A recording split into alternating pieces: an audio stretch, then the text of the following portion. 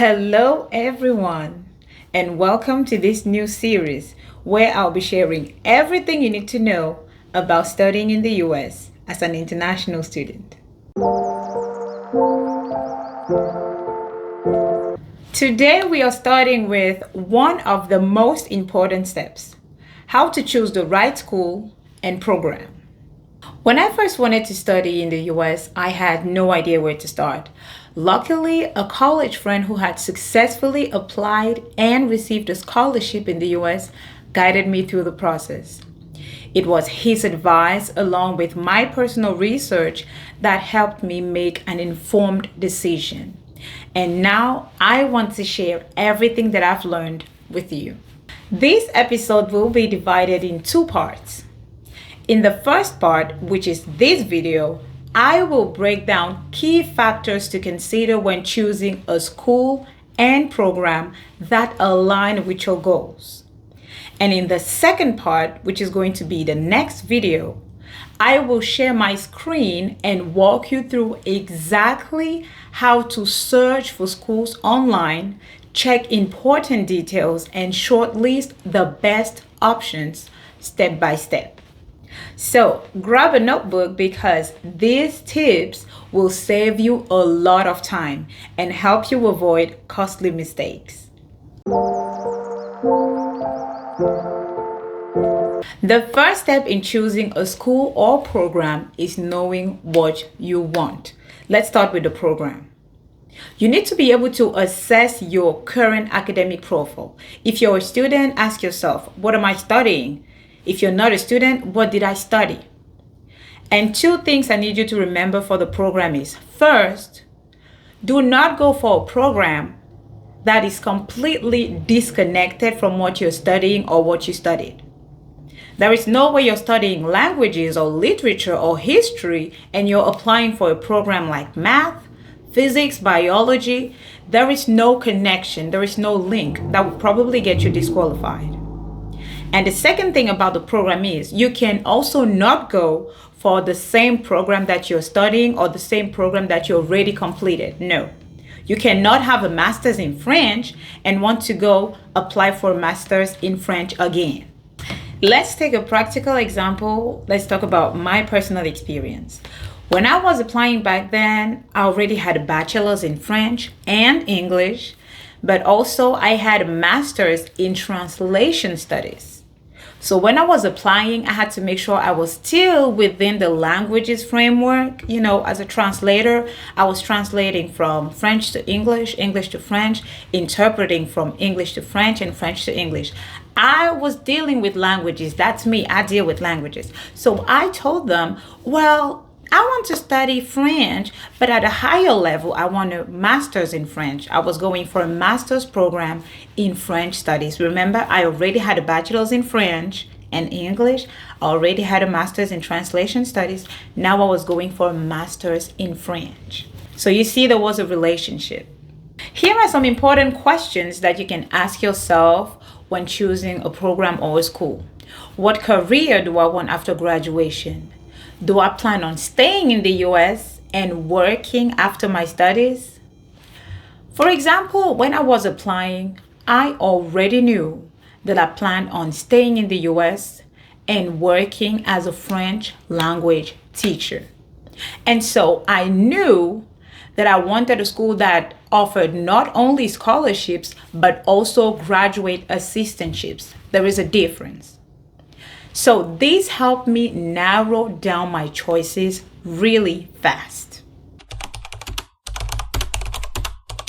My tip for you here is that you do your research and make sure that your field of study is in demand in the US, especially if you intend to stay and work here after graduation. I did not choose Georgia State just because I had so many options. I chose the state of Georgia because I did my homework and found out that there was a high demand for French language teachers in the state of Georgia. The second important thing to consider is the school's ranking and accreditation. Now, let's talk about schools, ranking, and accreditation. Not all schools are created equal, and accreditation is really, really important because schools that are not accredited are simply not recognized. It simply means those schools are not recognized by the U.S. Department of Education. And if they're not recognized, then their diplomas or certificates are not valid. So it is important that you do your research and make sure that the school you are going for is recognized by the U.S. Department of Education. So here is what you should check. Is that university recognized by the U.S. Department of Education? And are there alumni from your country who studied there? It always feels good to know that we are not the first people, that we do not have to reinvent the wheel, that we have students, international students, but most importantly, from our country that have been there and done that. Talking about ranking and accreditation, what I want to say here is that schools are ranked in the US, but this is my tip. Ranking is important, but it should not be the only factor, because a lower ranked school that offers great scholarship and job placement opportunities is always going to be a better fit than a big name university with no financial aid. I remember a friend once told me that when he was applying, he used this strategy. He avoided all big name universities because he knew it was going to be highly competitive. He just went for these small universities in these remote areas and quickly got in. The third thing to consider when choosing a school and program is the funding and scholarships. One of the biggest mistakes that international students make is that they choose a school without checking the financial options available. Some universities offer full scholarships, while others provide graduate assistantships. Now, let's briefly talk about the difference. So the first thing to note is that both scholarships and graduate assistantships are forms of financial aid, financial support. But the difference is that with the graduate assistantship, you need to work in return for that aid. So with the scholarship, they just cover your tuition. You don't need to do anything. But with the graduate assistantship, you need to work for that. I knew as a teaching assistant, I would be able to teach, and that will go into my CV. If I can update my CV and prove to my employer that, well, I have the love for teaching, I have been doing this is not all new to me, that is a good thing. That is a check for me. Now, let's talk about my personal experience.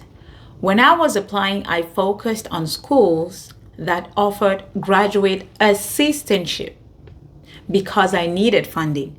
Now, I know someone may be wondering, why not go for scholarship? If you want for assistantship, then you need to work in exchange for tuition coverage. Yes, that is true. But remember, I told you need to know your goals, you need to know your plan. I already knew when I was applying that I intended to stay in the US and work after graduation. So I didn't want to give the impression to my potential employer that during these 2 years, all I did was study and nothing else. I knew by taking an assistantship, I could become a teaching assistant. And a teaching assistant means I get to go into the classroom and teach. Remember, in one of my previous videos, I told you about the job that I had while I was still a student. I was a teacher. And that was all thanks to the assistantship. I was a teaching assistant, so I got to go into the classroom and teach French to undergraduate students. And of course, this goes into my CV. I get to update my CV. And my potential employer, when he receives my CV, he sees that during these 2 years, I wasn't only reading books, I wasn't only studying, I was already on the field. I was already a teacher. This is not new to me. I already know what the classroom environment is like. I know what classroom management is like. This just gives me a step ahead compared to other applicants. My tip for you here is that you go to the school website and look for international students scholarships or funding. Make sure they have what you need. If you want scholarships, make sure they offer that. If you want assistantships instead, make sure they offer that. And if you can't find it, you can always email the admissions office. They sometimes may have hidden opportunities. The last thing to consider when choosing a school is the location and living cost.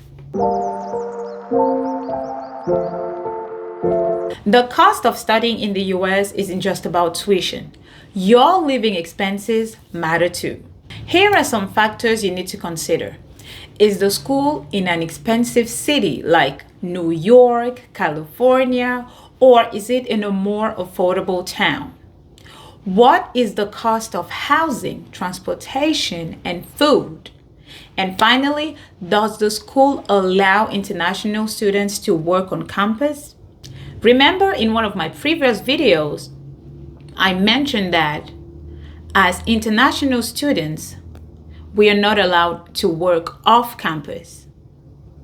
And if you have a scholarship instead of an assistantship, it means you do not have a job on campus. And if you do not have a job on campus, you cannot make extra cash. In this case, you may want to avoid those expensive cities like California or New York. My tip for you here is, some schools are located in affordable cities where you can live comfortably on a budget. Others may be expensive, but offer better job opportunities after graduation. So you need to find a balance. And that's it for today's video. I hope this helps you understand how to choose the best school and program for your studies abroad.